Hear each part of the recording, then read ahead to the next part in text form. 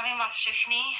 Dneska asi přetekl šálek kávy, který opravdu vrcholí s demencí naší vlády, kdy přijdu do školky, syn je ve školce odhlášený, ve školce mi ho nevezmou, protože jsme měli v sobotu svatbu.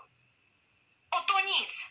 Ale aby 6leté dítě, který neumí číst a psát, mělo distanční výuku, a jako, ať se na mě vláda do prdele nezlobí, ale já nejsem povinná mít 3 notebooky, jsme sice 3pokojový byt, ale já pracuji home office, dcera na střední škole má distanční výuku v druhé místnosti a kdo tomu synovi zapne počítač, nebo vůbec na čem si to pustí, tu distanční výuku, kdo se mu v tu chvíli bude věnovat, já potřebuji živit rodinu, mně jako OSVČ nikdo nic nedá.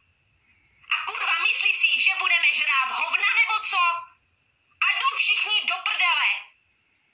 Já už toho mám tak akorát pokrk. Milý pane Primulo, dělejte si ty svoje šaškárny někde jinde. Já neberu 100 000 platy. Já potřebuju živit své děti. A nedělejte z nás ovce. Do prdele. Děti potřebujou děti vedle sebe. A ne, že budou zavřený jak v nějaké králikárně doma. Už toho mám fakt plné zuby. A jestli mě naserete, tak fakt do té Prahy půjdu. Do hajzlu už s váma. Toto je vrchol drzosti. Abyste mi dítě nepustili do školky, přitom učitelka se mi pochlubí, že se včera vrátila od syna z Itálie. Co to je do hajzlu?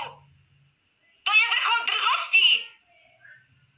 Jak je možné, že učitelka není v karanténě, když se vrátila z Itálie a syna mi odmítla vzít do školky?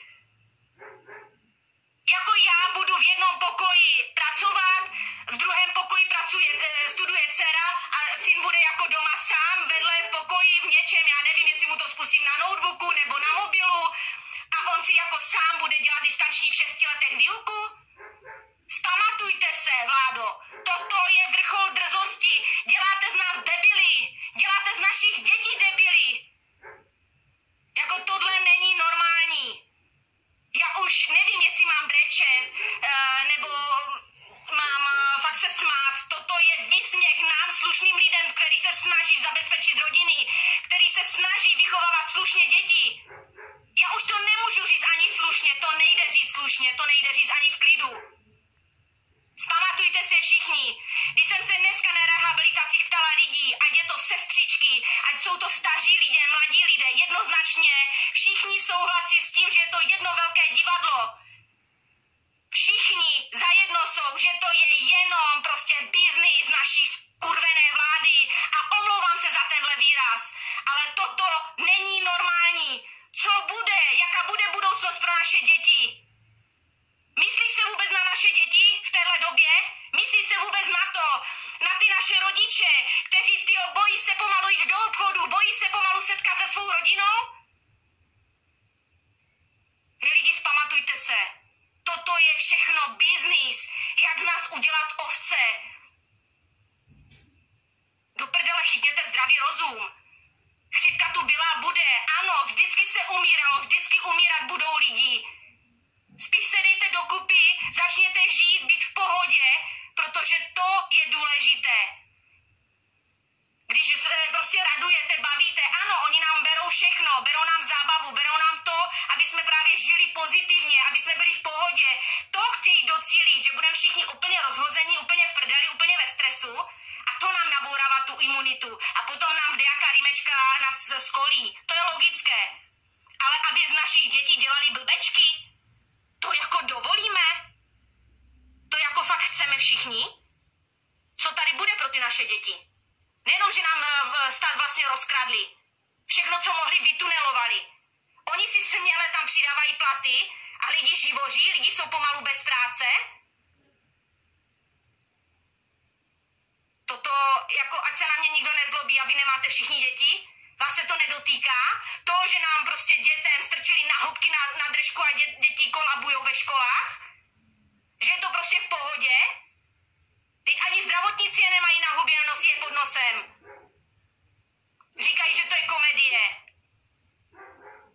Mimo to zdravotníci tvrdí, jak je všude poloprázdno. A nám tvrdí, jaká je pandemie.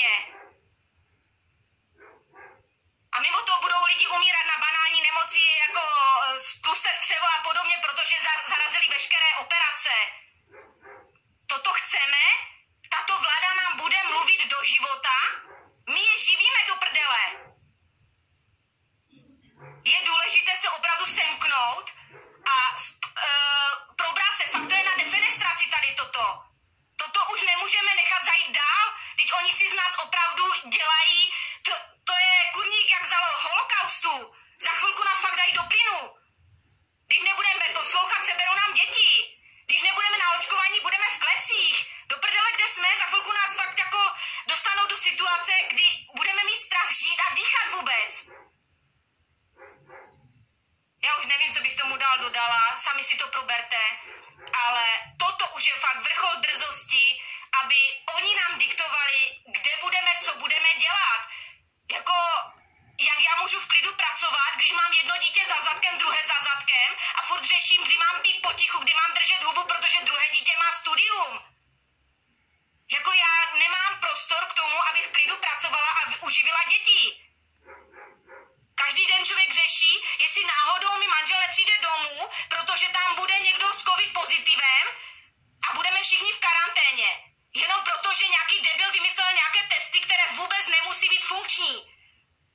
Já už tady v tomhle státě a v téhle vládě nevěřím. Toto je prostě výsměch slušnému občanovi. Mějte se všichni krásně a začněte fakt přemýšlet, protože toto není normální. My už nežijeme v normálním světě. Toto je opravdu Kocourkov, je to výsměch. Vzpamatujme se zavčas. Protože já toto osobně už beru jako 3. světovou válku. Toto už není normální. My jsme ztratili